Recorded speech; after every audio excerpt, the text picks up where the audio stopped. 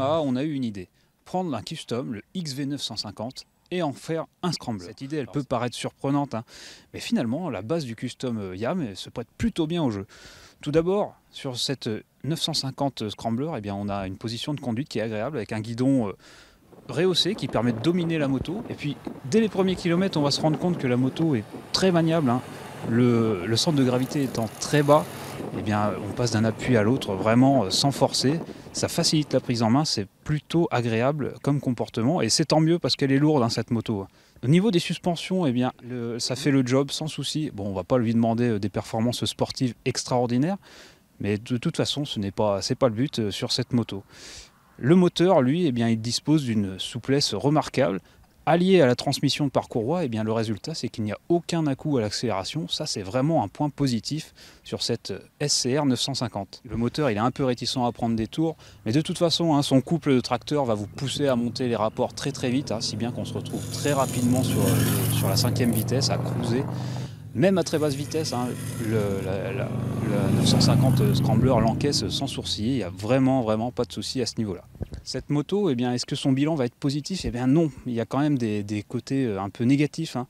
Ça concerne en fait l'ergonomie générale, hein. Tout d'abord, il y a les leviers qui sont non réglables. Alors pour les plus petites mains, ça va être un peu compliqué d'aller les chercher, il va falloir aller les chercher du bout des doigts. Et à contrario, au niveau des pieds, eh bien, les commandes aux pieds sont très rapprochées des repose-pieds, ce qui va un peu pénaliser le feeling.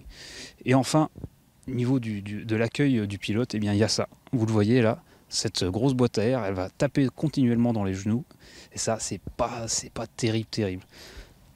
Enfin, dernière question, côté off-road, est-ce qu'elle peut le faire? Oui, elle peut le faire, mais autant qu'un roadster classique pourrait le faire.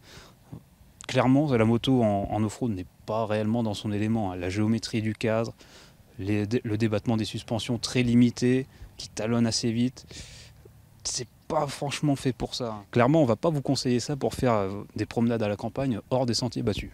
Donc au final, hein, vous avez une moto à l'esprit néo-rétro, hein, on est en plein dedans, qui vous rappelle un peu avec ce coloris la XT500 de la grande époque. Mais le néo-rétro, il va quand même falloir le payer, hein. 9 999 €, ça peut freiner les ardeurs de certains.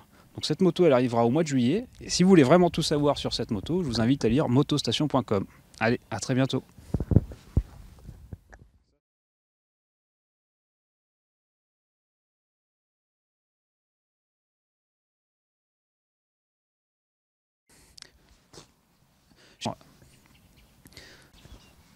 Ah, les moustiques, c'est l'enfer. Ah, c'est pas possible.